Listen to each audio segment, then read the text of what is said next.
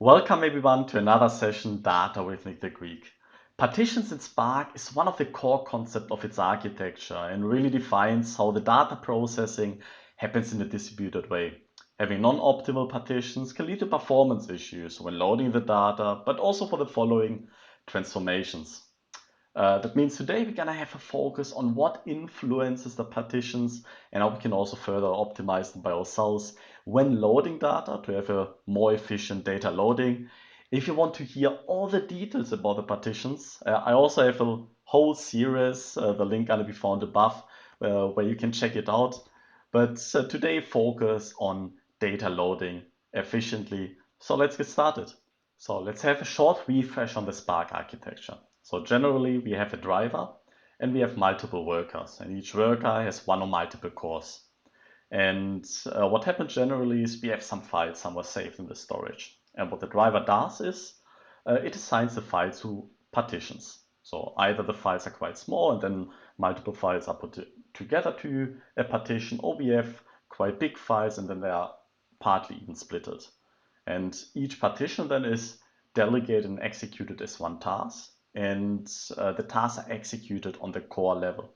So two cores in a worker can execute two tasks in parallel. In this case, in total, we have 4 cores, meaning 4 tasks in parallel. If you now have 20 tasks, 4 cores execute the 4 tasks. Then once one core is available, it takes the next task. So also if you want to hear more details about this architecture in detail, I'm also gonna link up a link here above.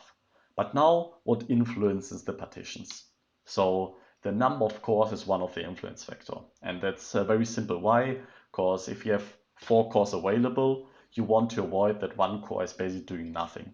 Because otherwise it's a waste of your execution capacity which you have. You can influence this with a Spark SQL files and partition number config, but that's something I wouldn't rather recommend.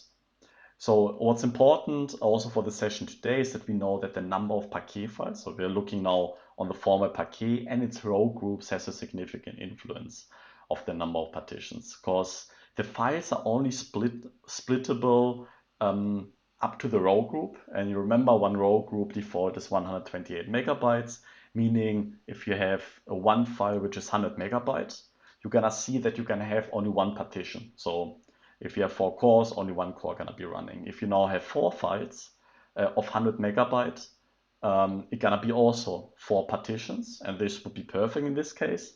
If you now have 8 files, which have each 100 megabytes, it would be, well, it depends actually. It would be in the default circumstances 8 partitions, but this depends on the max partition size.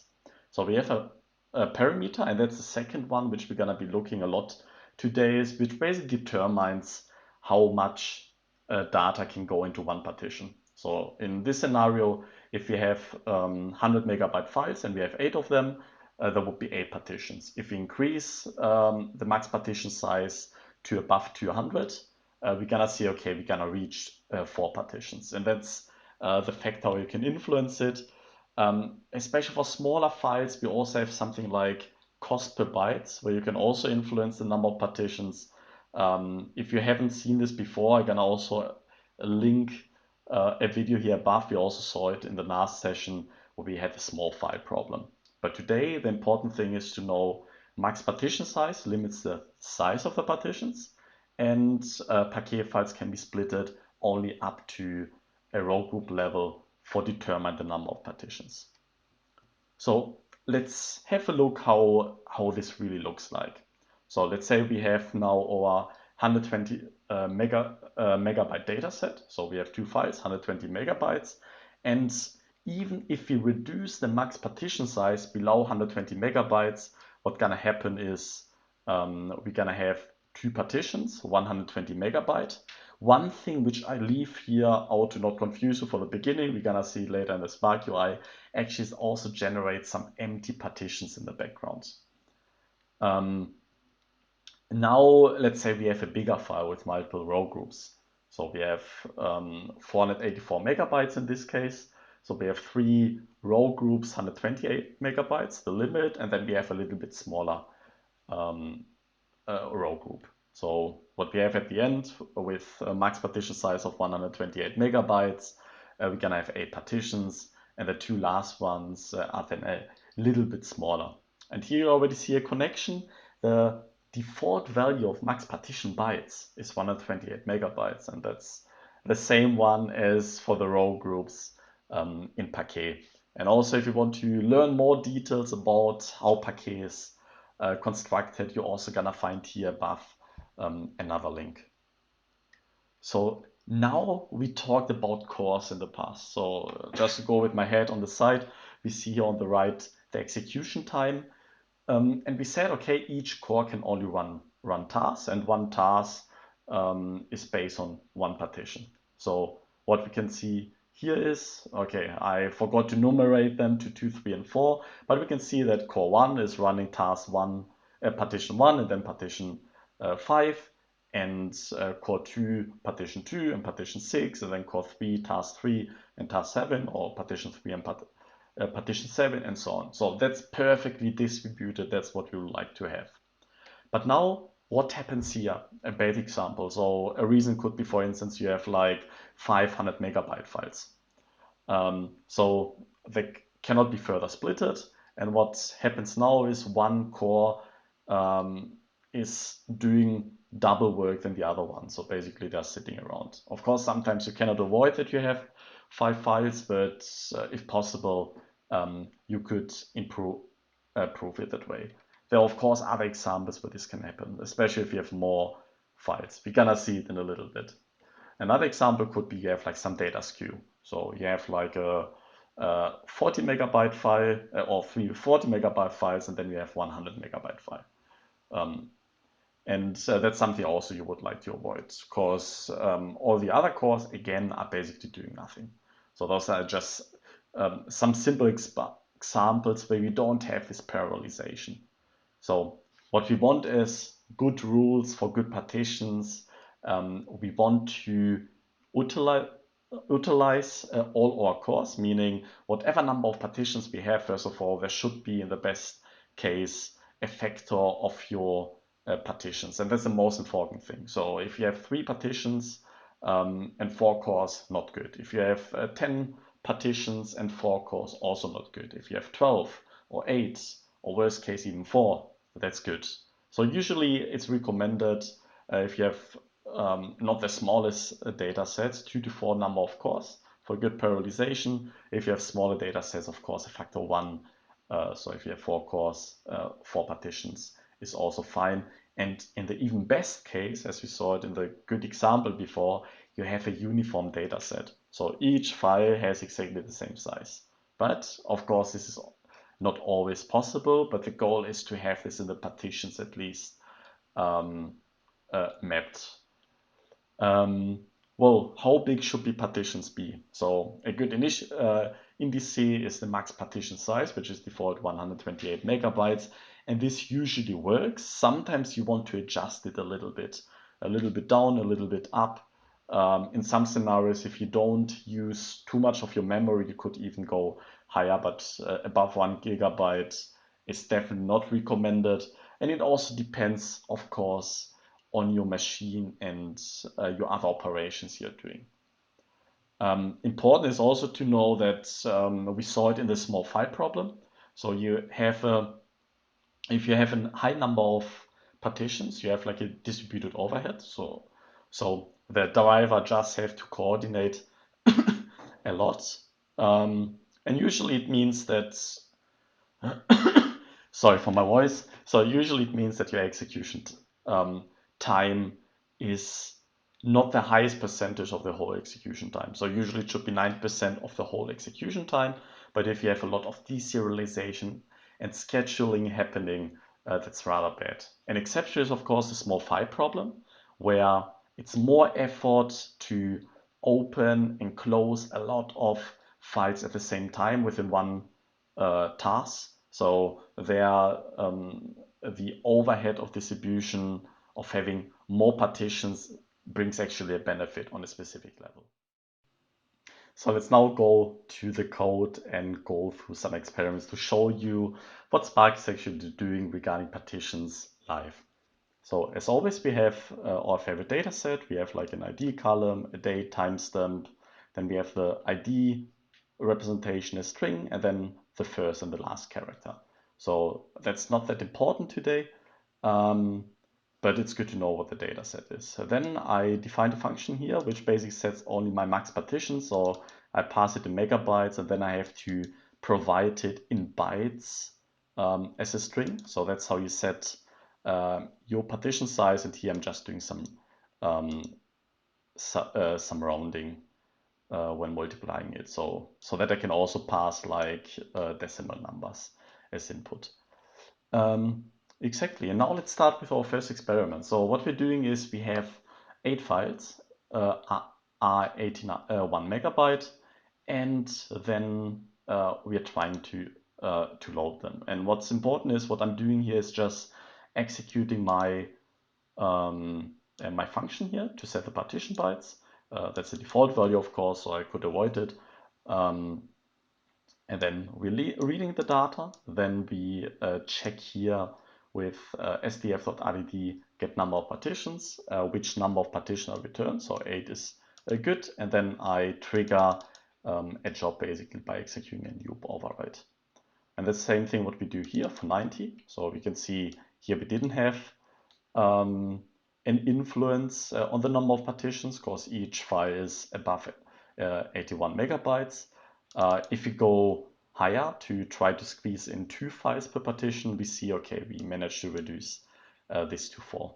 So, and let's see how this looks in the Spark UI. So here's our first experiment and 180. So here we have the 128 megabytes, and what we can see is, okay, beautiful distribution. So the first tasks are a little bit longer than the other ones, and then we have here perfectly utilize our cores. And that's what we usually would like in the best scenario to have.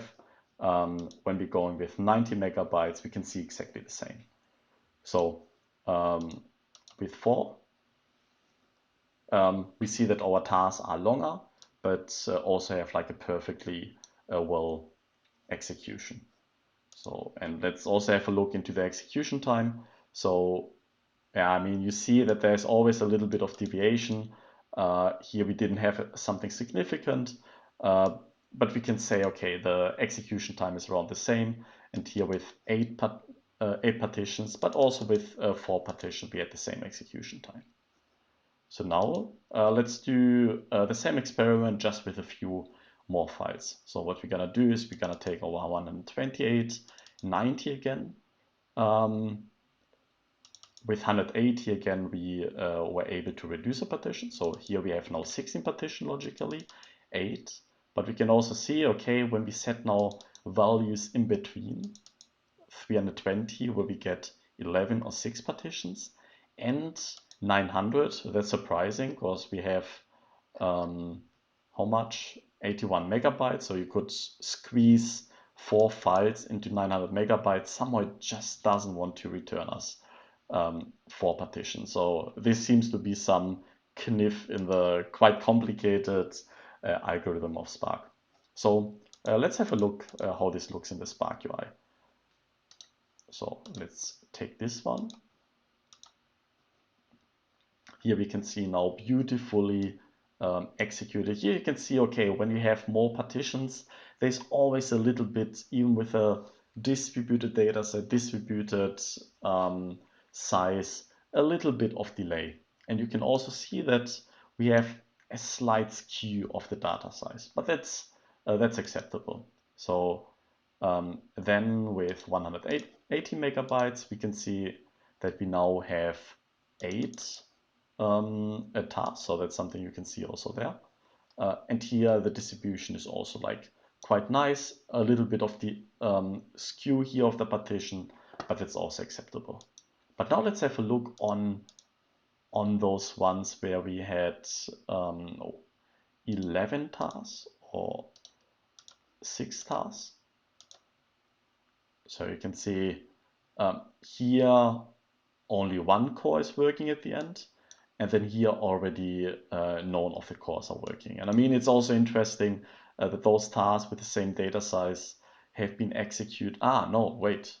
Um, let's have a look here. So we have some partitions which have a lower data size and some partitions which increased in data size. So we have here a skew in the data size. Let me go a little bit away so you can see that we have 1, 2, 3, 4, 5, 6 partitions with 86 and 5 with 163 megabytes. And that's where the skew is coming from. Whereby in the previous one, let's go back to this one, we could see that we had here a quite distributed data size. And that's exactly what you want. So it's rather important for those not only to check the execution time, but also really check the distribution. Even if you have skew, it's really important to have like quite a good distribution uniformly of your data set. And that's something which we didn't have here. Now let's have a look on the other example where we got 6 partitions.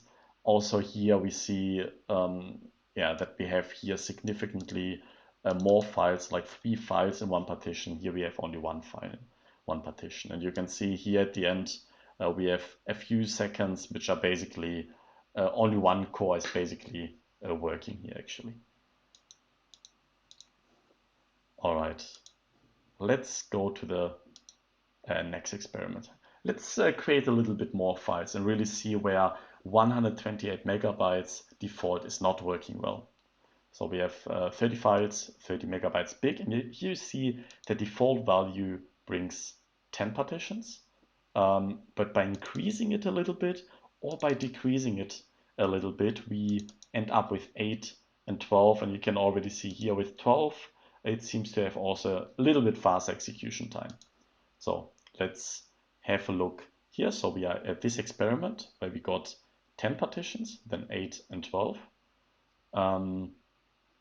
And let's open and compare it. So first tab is 128 megabytes. So we can see that here 2 cores are not working, but otherwise well distributed partitions. So that's something we want. Now let's go. Let's also have a look on the duration. So we saw here 5 seconds.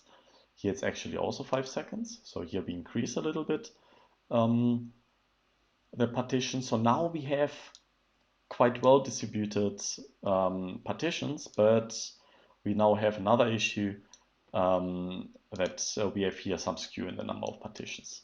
So did it help much? In this case, rather not that much. But it's still, I mean, it's still good to have a number of partition as factor of your cores. Of course, if you are following transformations, filters, etc., it's rather better to have like factor number of partitions than having like 2 other partitions which gonna be executed separately, and your data size and partition size can change by that. So that's still a good thing, even if it didn't bring the expected performance improvement. So here we went a little bit down with the number of partitions. And also here we have some skew in the partition size, not that bad as before. So it looks already a little bit better. So we have 60 to 90 megabytes, so either 2 or 3 files have been brought. And here we have like 2 cores, which for a few milliseconds are working alone, and that's acceptable. So both scenarios now going a little bit down or a little bit up can be helpful here to have a more stable process. And also to not forget what was the execution time of the last one. So also 5 seconds roughly. So performance-wise, not a big improvement. So now let's go to the next experiment. So here we're gonna have 10 files, A81 megabyte, so same size as before, just a different number of files. And here I would like to show you what happens if you reduce the number of partitions. So here we go with our default, so we get 10 files.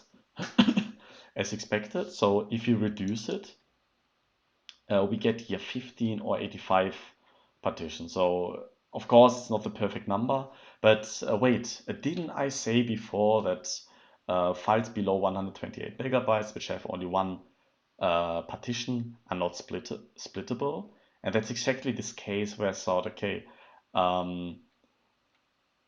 that we end up with empty partitions. So let's open this experiment here.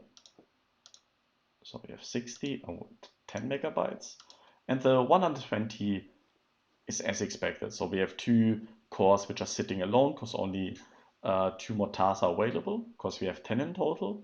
Now we have the one where we got 15. So, but now what's happening here? We have a lot of small tasks and 5 to be concrete. So we saw we have 10 partitions which were generated, and then those 5 additional partitions based on the algorithm are actually empty, as you can see here. So there's no data there, just some metadata, which probably says, okay, I have 0 size, I have 0 rows in those partitions. So which is of course not good for Spark. And to make it even worse, let's do the same thing with 85 partitions. Yeah, here we see 85 tasks. So we have a lot of small overhead partitions, which basically is a waste of time. So that's something you should avoid doing that to get all those small partitions. So you can also see it here in the summary that, well, 75% of your partitions have actually zero data. Just as as an information to also be aware how we are able to screw it up. So now let's have a look on a file where we have multiple row groups. So we have a file of 109 megabytes. Default is 128. It brings 7 partitions. So we're gonna have 7 row groups, obviously, and then we reduce it to 4. Let's go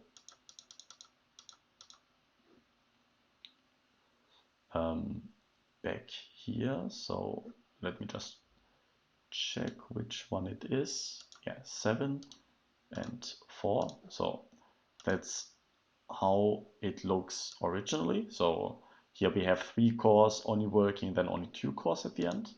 And then execution time, 5 seconds. Let's also have a look. Execution time, also here, not significant, but for the following process, it still might have a benefit. So here we have a similar scenario indeed. The size distribution is not that bad. So I'm actually surprised we have here 171 megabytes. Yeah, this makes sense. So we have one row group with 128 megabyte. So we can see it. We can see it here, and then we have one row group with 40 megabytes, and that's exactly the one which ended up in this partition. So 130 plus 40 is around 170. And here we have 2 row groups ended up in the other partitions. So now let's go one step further and have like 6 files, each 150 megabytes, not 81 megabytes actually. And again, initially we get we have 70 partitions now, but of course you want to reduce it a little bit further. Here you can even see that you got some performance benefit, but 70 partitions is really not good practice, because once you're gonna filter data out, you're gonna end up with a lot of empty partitions, and that's something we're gonna see also in a bit. So let's go back to this experiment. So we have 70, and now we reduce it here from 56 to 53 seconds by getting 32 partitions, which is closer to the factor 4. It's still factor 8. We could reduce even lower, go higher with my partition by, so reduce reduce the number of partitions, but I left it for this that way. So you can see here that we have a lot of overhead, and we have also some scheduler delay here, even 84 milliseconds, and also the serialization time sometimes became also a little bit bigger. If we go here, we have a little bit less execution time, and it also looks a little bit more well distributed. Unfortunately, we got here some empty tasks instead. So you can also see here that the minimum is 0. But now I talked about filters and empty tasks. So let's do the same experiment. Just this time, I do a predicate push down. So basically, I filter here by our first 100 million values. And as I know, we have 10 files. All those 100 million values gonna be in one file. And this one you can also confirm by checking here. So let's go here. We're gonna load it, and then just to see if we have a push filters here less than 1 million. And when we now opening the original experiment and going up here, you already can see that we have here some performance benefit. So let's go with 260. So here you can see we suddenly end up with a lot of small partitions because the data is actually not loaded, but it would have been in those partitions if it would have been loaded. So only the partitions where we actually have data in. So the first 1, 2, 3, 4, 5, 6, 7. So basically the partitions look exactly the same as the one file with the 7 row groups we had before. And if you go with the max partition size similar to what we had before, we get a slightly better distribution here already. And that's why we also were able to reduce the execution time.